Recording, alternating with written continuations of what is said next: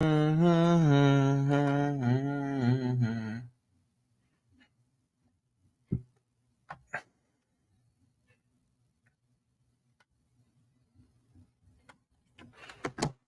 right.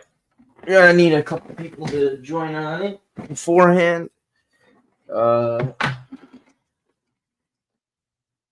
Really just here.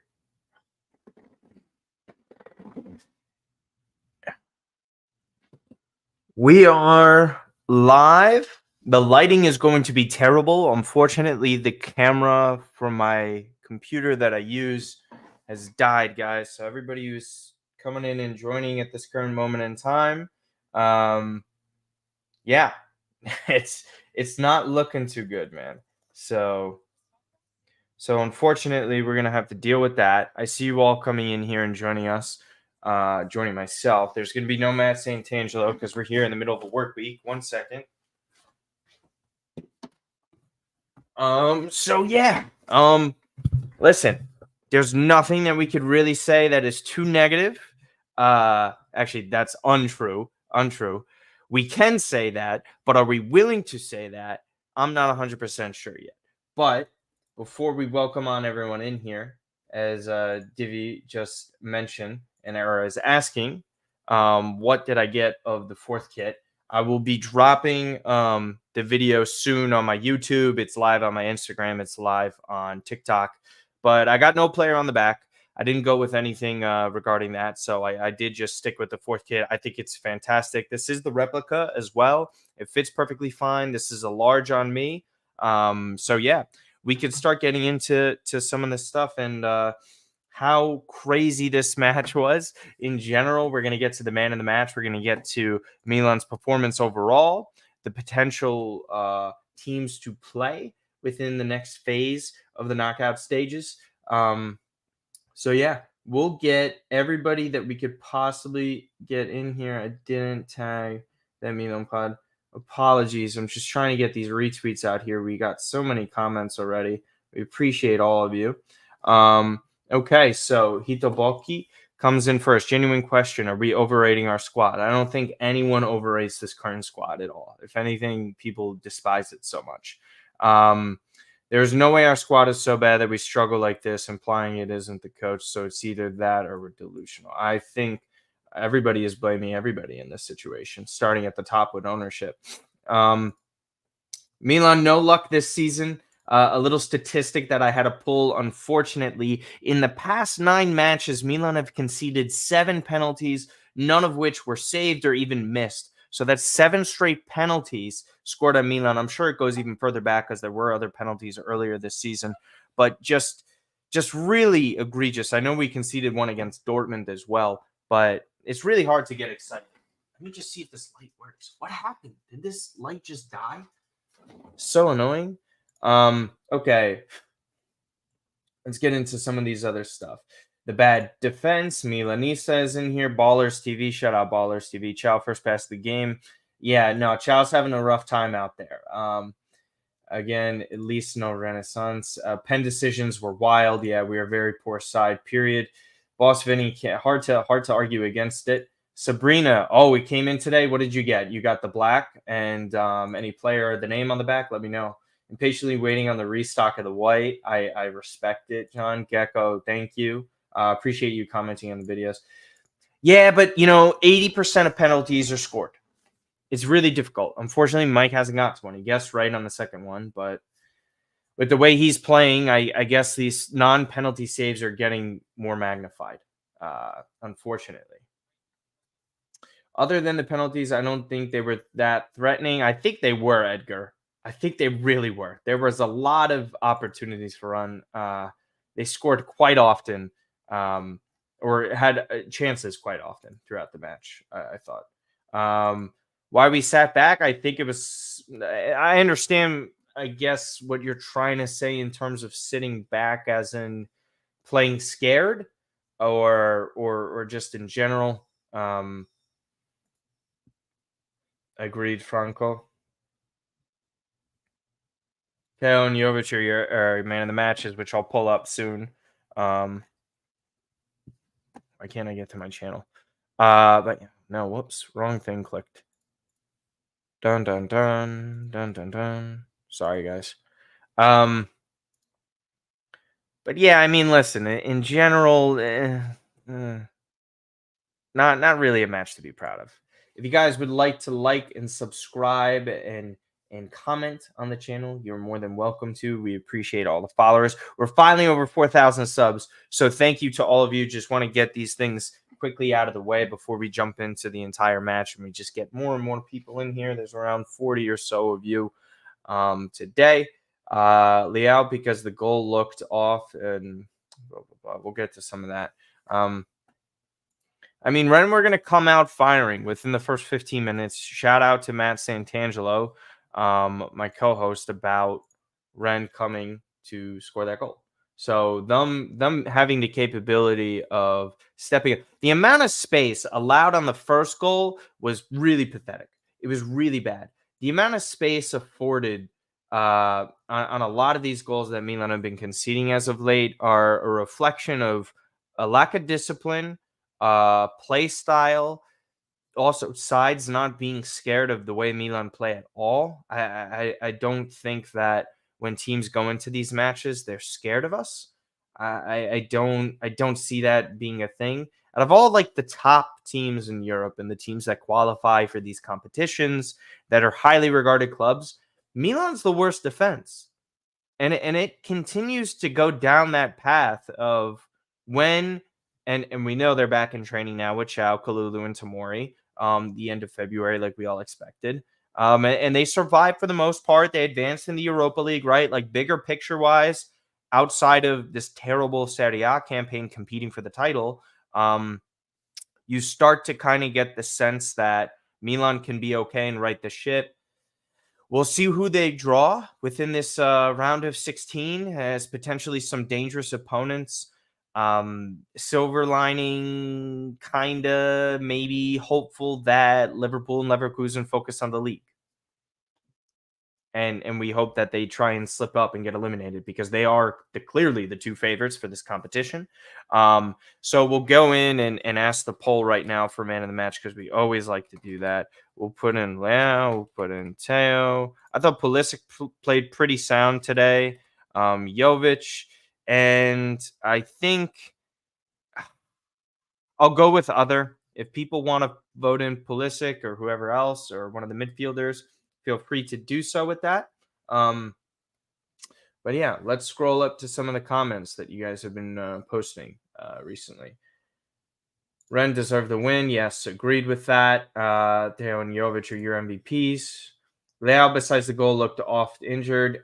He was more selfish than he usually is, but not at the right times. Like some of these chances and opportunities, you want Rafa to pass the ball. Today, it just, again, it feels like more and more he's pressing. Again, that goal went his way. He makes that incredibly long run. Defender slides into the goalkeeper, basically ping pong corrals into his feet and just scores the tap in. Very similar to his Dinamo Zagreb goal, where he scored from the halfway line or carried the ball from the halfway line, where there's just a defensive brain fart by the opposing team. So again, can't really complain too much about the goal. So again, production and result there for him. Can we say that this season is complete? Yes. Oh, Adrian, 100%. 100%. By Milan standards, it's a failure. You're not winning any trophy, most likely. If you do, it's going to be Europa League, or barring the greatest collapse in the modern era of Serie A with Inter. They're not going to win the league. So yeah, it's definitely a failure. But in some people's eyes within the club, they don't view making the Champions League and competing for a trophy, right, as a failure. I mean, Coppa Italia disaster, UEFA Champions League group stage. I mean, need I say more about the lack of goals that they scored there? We know the form that they've been in Serie A and some of these matches that they've had where they're dropping points from leads that they've given themselves. It's just been a real problem. Shameful to see the players look unbothered. Yeah, I'm not sure he's fully fit either, Edgar. Milano, we'll get to this a little bit later. Proper defensive mid yeah. You're right, Joe. I mean, we sit here all summer hearing about offers potentially of Krunic, whether it's from the club that he truly wants to go to in Leão, wasn't necessarily the truth. So we're kind of sitting here hoping Fenerbahce makes some type of move, and they eventually end up doing so. But for a far less of a fee that we wanted. There was no one that we could really bring in at that time. Terracciano is someone who's been defensive midfielder, who's been right back, left back, but they also used the old Galliani phrase of he's like a new signing coming in the middle of January with Benacer, who still doesn't look like himself, whether it's rustiness, just overall play, not being fully fit. But hey, if you're out there, like Matt and I were saying, if you're out there, the expectation is for you to perform. And that's what the standards should always be with that. Rafa is unsellable. I think unsellable in the terms of you don't want to sell the guy unless you get the record-breaking fee. Like if someone pays a release clause of 175, that's what the club and Rafa agreed to on them. 175 million is a lot of money for a really good player, but a player who is flawed, unfortunately. But I prefer to keep the guy because I like building on top of the stars that we do have. But yes, Pulisic looked great driving the ball down the pitch. I would like to see him more. I don't think he's going to be playing that role. I think he's been so good outside on the right, and Loftus-Cheek has found new form and a new life at that number 10 position. I think he's going to stay there for the time being. Can I vote nobody for man of the match, says our guy. You don't want nobody? I think Teo, come on. I think Teo is deserving of it, dude. You don't think so? I think he deserves it. Do you think Pioli will be changed in the summer? Yes. That's just off of him falling short of expectations. As far as him being sacked for a manager that I would know of, I don't know. I don't know that. I don't think a lot of people know that because we're not sure if the current management is going to be in position there. I think ownership will still be there. CEO rumors and whispers, Scaroni, sorry, who is this one of the presidents of the club. He's already moved on to Redbird. So it's kind of been all over the place. It's really, really difficult to kind of gauge who's going to be the manager because we don't know who the management is. And so in turn, you don't know who they're going to pick. Ultimately, I don't see how Pioli survives. Pioli would have to finish second and win the Champions League. Let's see. Sant'Angelo says this performance was a disaster. Credit to Rennes for creating a proper European night out. That was a crazy atmosphere they had, man. That was an intense display by them. I just can't get over how often Milan are conceding penalties. So I'm going to we're going to get right into it, right? So the amount of space afforded on that first goal, what a shot outside of the box. Then we have two other instances where we're conceding penalties. These penalties today, in my opinion, I understand where the rules are coming from, but as far as giving them, I don't think they were fair. I think the Kier penalty was contact with inside the box, but the delayed falling down was embarrassing. If you don't fall down immediately, was the hit really that hard? To me, it just seemed like he sold it very well, and kudos to them. The Jovic handball, by the letter of the law, it is, but the rule is so goddamn stupid. Like, he's clearly turning his arms onto the inside part of his body, trying to prevent a potential handball. How are you going to call that against him when his back is facing the ball? I think that's incredibly unfair. Incredibly unfair to him. And again, Vince, what you're saying with all these goals conceded, excuse me, 3 of them have been penalties. 3 penalties. Again, statistic up here, 7 conceded in 9 matches across all competitions. All competitions. Starting with the tie against Atalanta, obviously now in Europa League, and then the Serie A penalties. Milan cannot stop doing that. It was a mistake-heavy match. Constantly poor passes out of the back. Magnan, even on the first goal, you could say he was a little bit off of his line. Just really, really poor in general. Well, P. Morton, I don't understand your point. Like, I'm sorry. Can you clarify? Whoever comes in needs to keep the field more compact. I get you. Yeah, Jason, is highly unlikely. Highly unlikely. Um, but with that, they do advance to the round of 16. So again, you're going to see more issues over the course of this season in terms of rotation and players being able to be fit and being able to get into matches and Pioli correctly choosing them and playing this high intensity style. Ultimately, will Milan have success from this and make a deep run in Europa League? Let's get back to it when we figure out who they're going to be playing. I think I would like their chances against Brighton. I like their chances against Atalanta. I would not. I would be terrified of Liverpool or Leverkusen. Avoid them as long as you can up until the final, if possible, or if somehow they face each other. I'm not really sure if that's possible. Um, so with that as well, Milan advancing to the round of 16 is pretty decent in terms of finances as well. Uh, yeah, if your center forward is giving up handballs and red cards, maybe stop having him play defense. P. Morton, like that, like what is like?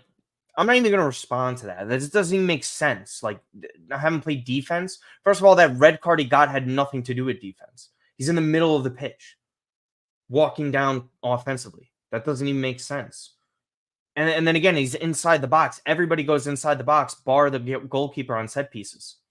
Like it happens. Like that was unlucky for him. I'm not making excuses for the red card, but what does that have to? Your points make no sense, my man. No offense. Fallen Phoenix, thoughts on Musa so far? Really the ups and downs of a young player. I think today was more of a weaker performance. His first performance in the first leg of this matchup was very good, in my opinion. I thought he showed you a lot of his potential and versatility. But today, it was shaky from everybody, though. Doesn't happen to Giroud. Well, it doesn't matter, P. Morton. Your points make no sense. If you want to make sense, then at least like be coherent with it. Like if your shots are at Jovic, then say it's at Jovic. What does that have to do with what you're saying? It makes sense, man. Um, hope we get Bayer Leverkusen. Yeah, agreed. Um, Is it true that the more likes we drop, the sooner Pioli leaves? I'm not sure about that, but I highly encourage you guys to like the videos because it helps the channel. Who would you like us to sign striker? Flamboy. We have two videos, one previewing Joshua Zirkzee and one previewing Benjamin Sesko. So if you're interested in mine and Matt's thoughts on the striker position for this coming summer, I highly suggest you go watch both of those videos after you hang out here. But that's the content game. Sorry, man. But Matt and I do love Xerxes and Sesko. You can go watch both of those videos to see who we like ultimately over the two. Out of the two, sorry. Diego, how are you, my man? If Tomori comes back, should we have Gabia next to him? I honestly agree with that. Yeah, I do think that. I think that you can't sit Gabia because he's playing so well. Reminds you of somebody that started playing when he first started at Milan, Tomori, and then also even Kalulu on that run during the Scudetto.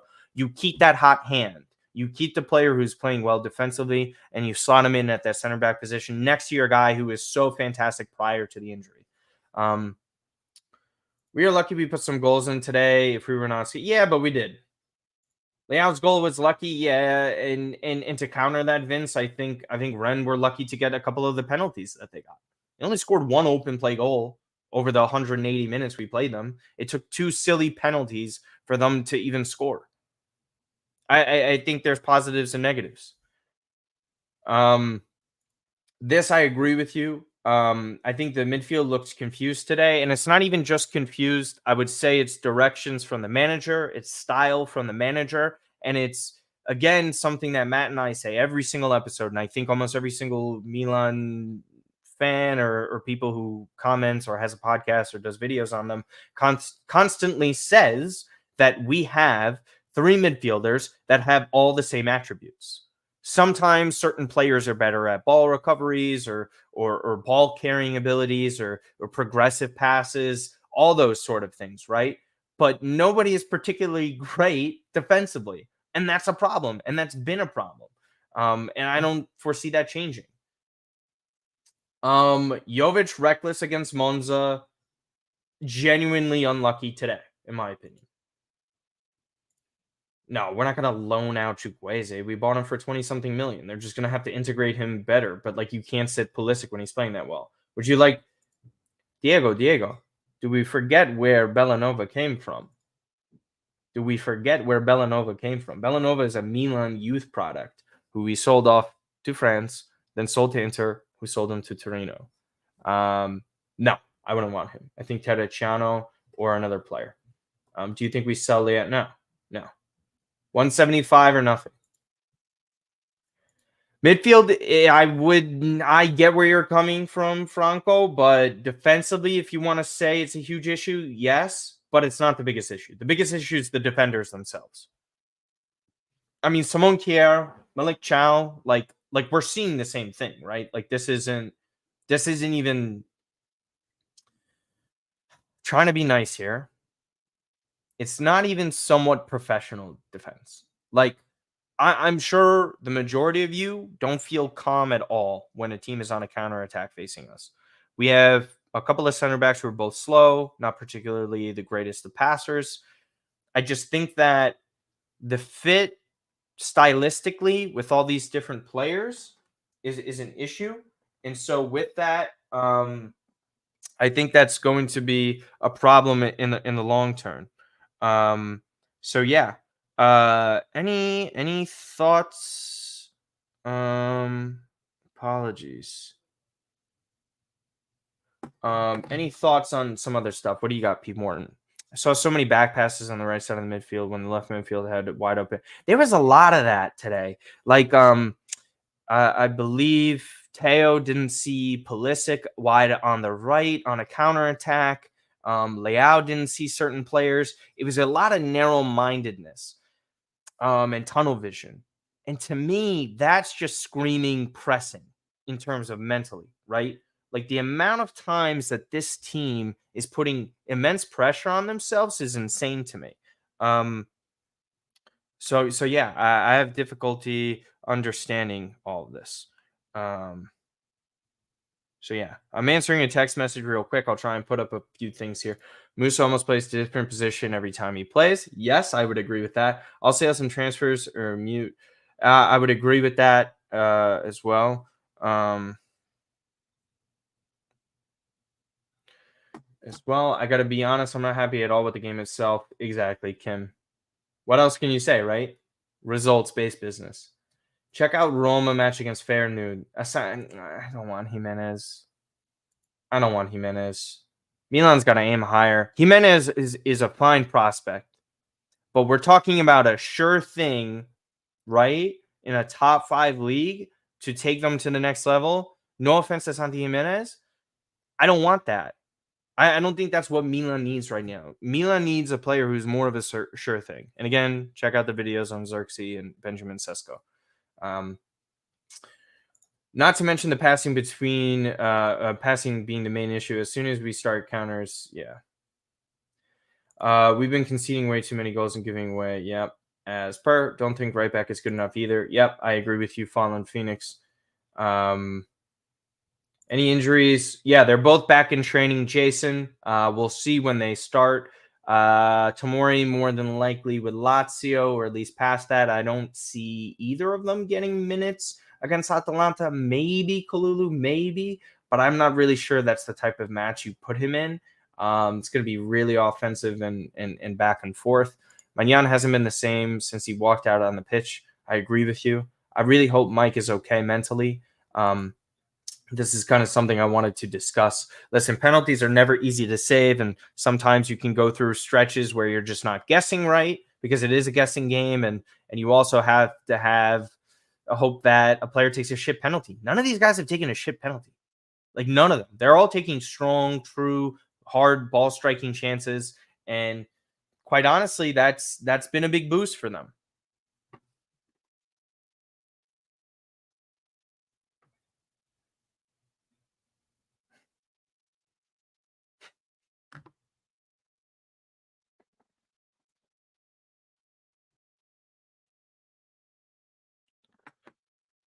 I think I keep Florenzi another season. I don't know, Edgar. If he accepts a pay cut, then sure, but I don't see that.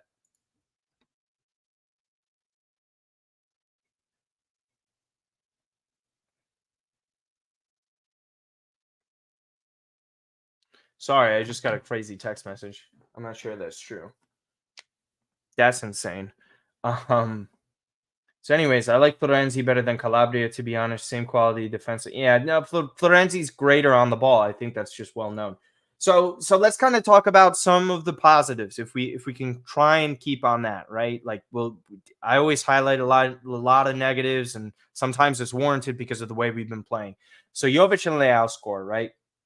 For me, I think the responses both time or response to the first goal was great. The cross by Teo Hernandez was phenomenal, and Jovic virtually unmarked in the box, finishing that header perfectly. So kudos to him.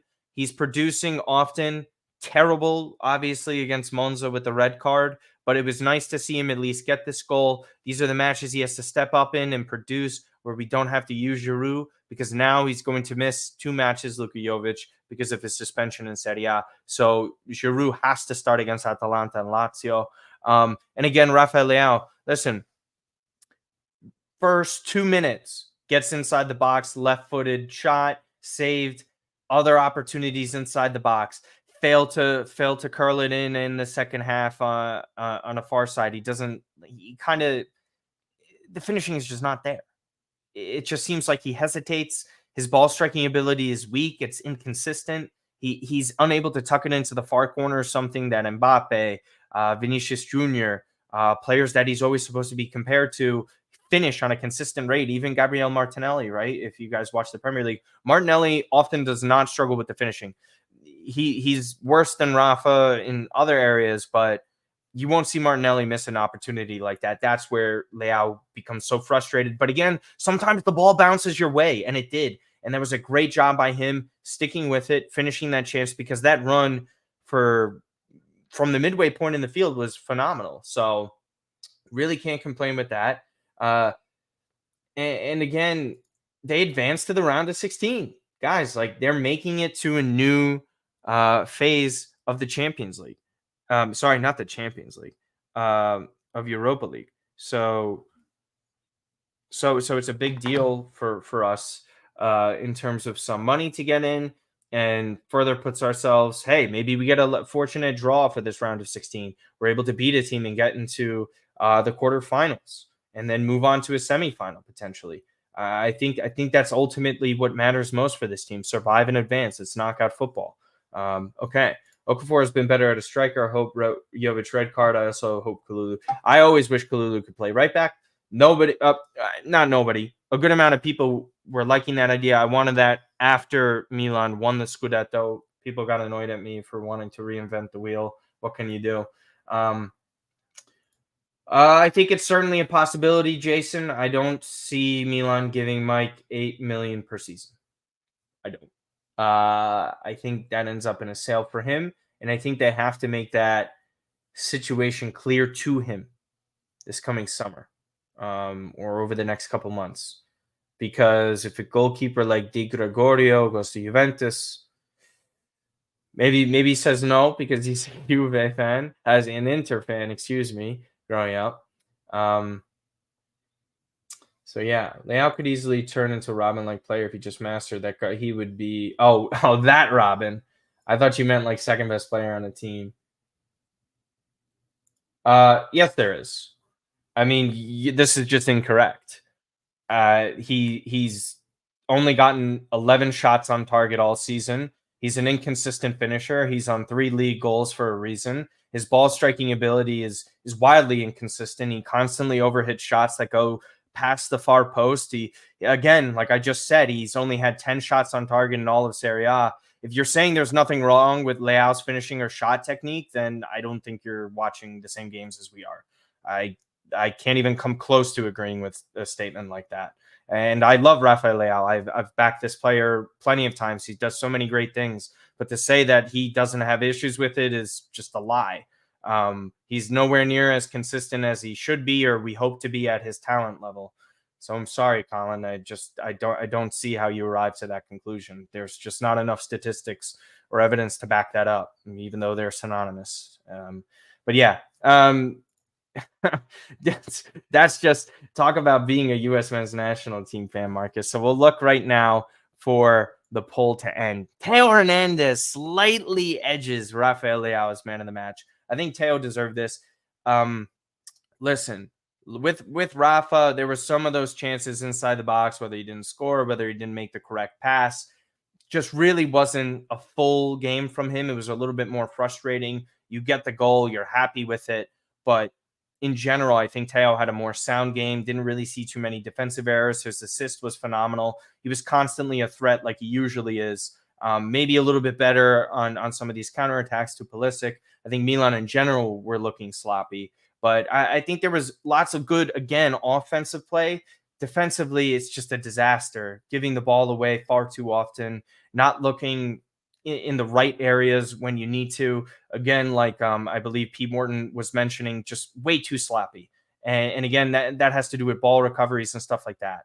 Um, and again, yeah, P. Morton, this is just, again, something brought up. Leao, prior to the Monza match, did not start because Stefano Pioli said that he was dealing with a calf issue. Christian Pulisic was dealing with muscle fatigue. So both of those things combined were the reason why they didn't start. I think that's also why Rafa looked sluggish. Again, he never looked 100% when he came back from that injury. I'm not making excuses for him because sometimes he does have to finish those chances. But you see him kind of in open space today. He usually blows past players. He didn't really look like that. He's just so fast compared to the average player. You kind of don't notice it as much. I mean, if we get more than what, yeah, exactly the second sentence, Edgar. I would agree with you, 100%, 100%. I love the guy, but if he's demanding 8 million, he's been inconsistent. He's had issues with injuries, unfortunately. It's something you have to consider, especially if Bayern Munich are coming in. They want to kind of revamp and restart things because of the season that they're having, and Neuer's kind of out the door at this point. I think they make a move for him, or even if PSG want to, like, hey, listen, 60 million's on the table. We clearly show we replace the goalkeeper of the tournament in UEFA with another top goalkeeper, Mike Magnan. I think it could be replicated once again. And not only that, you could get a goalkeeper for 15 million or so, and then just reinvest in the market with other positions. So yeah, Pioli did the right choices today. I have no problem with Pioli's selections. It's the style. You can't be going in up 3-0 in a leg like this, coming out the way they were playing. I just not a fan of it. When do we find out who we play next? I think the draw is either on Monday. We could look that up. We obviously have to wait for these games to finish. So round of 16 draw for Europa League. So Friday, February 23rd, which is tomorrow morning, we will find out who Milan will be playing in the round of 16. So we could go live for that.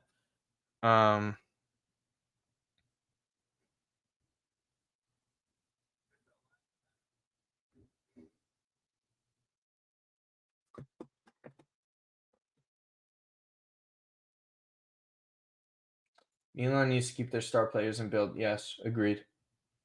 Agreed. I think Calafiori is going to what do you call it? Juve. I think that's a typical Juve signing. For sure. Allegri ain't coming back to Milan. Agreed. Dead on with these. I just don't agree necessarily with the striker choice you had. But yes, 100%. Because again, what some people are forgetting, and this is just the positive outlook I love to have for the summer, and I know some people don't want to, but I think it's very important for Jerry Cardinale and whoever is in charge of Milan this summer to go big for transfers. If you're going to have 50 million for making the Champions League again, whatever money you get here for Europa League, potential Alexis Salamaker sale, Lorenzo Colombo, Tommaso Pobega, CDK, right? All this money added up gets you to 100 million. And then if someone were to come in with an offer for Mike Magnan, right? And Magnan doesn't get his 8 million, then you're looking at 60-ish million for a goalkeeper. Then you're nearly at 150 million to spend on the transfer market. You're telling me you can't get 5 players for 30 million, or a couple for 40 to 50 million and move further, you know? Yeah, no, Thank you, Pimo. Yes, exactly. Like our perception of speed is distorted compared to the professional athlete, especially at this level. Bingo, dingo. Yes, P. Morton. Yes, yes. All of that. Everything of what you just said is spot on. Thank you. Uh, who would be the next coach? Again, yeah, Reno. We said this earlier. We don't really have an idea because we can't say, right? Because we don't know who's going to be in management come this summer. So that's ultimately the issue. So yeah, with that, not much else to talk about. Hopefully, trying to get a preview in tomorrow for Atalanta Milan. Um, hopefully, I can get this camera light fixed because of this situation currently.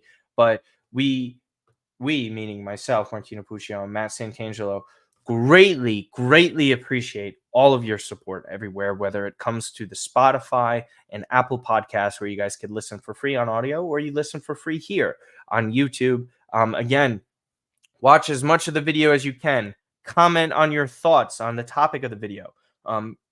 Even after the fact, if you missed most of the episode, you can go back, rewind, and watch. They're live after you just click on the live section on my YouTube channel. And again, what you have to do is just remember that we are here to try and make content for you guys as best we can, and also do it for us, you know. And we try and keep a positive attitude about it. We also love all the other people who are content creators as well. Football Kush, Semper Milan guys, who I also do work with them and for them. Again, Milan Weekly podcast with Vinny and Steve, and then Gio and Fabio, who do Milan Coast to Coast on the same channel for Milan Weekly podcast. There's so many great content creators out there. Old Hard Rossonero, who I'm sure my man is probably live right now, so I'll probably send you guys out there to go and see him. But again, so many great Milan content creators and great people out there that you guys can go and expand to, because again, this club is massive. So is Anthony. Oh, congratulations for you guys, man. Really good result. Really good result. What about tomorrow, Vince? Sorry. Um, yeah, chat soon, man. Hope you're well. Anthony also does great work if you're interested in Inter stuff. Anthony's a super talented dude, one of the nicer Interisti that you guys will encounter on here. So I've been on his podcast before. Same with Santangelo. Go and check out his stuff. Again, great to see you, man. You're just waking up in the early hours in Australia, so you enjoy the start of your day, my man. So yeah, and again, by the way, guys, stay tuned for the upload of the Milan kit reveal that I got. Again, 10 out of 10 kit, in my opinion, really something that you guys should consider. This is just a replica. This only cost $100 US. I understand if you're in difficult financial times, you might not be able to afford that. I understand. But if you were interested, that's how much it costs. It got here in a pretty decent time. They were kind of out of stock. I know the white ones were out of stock.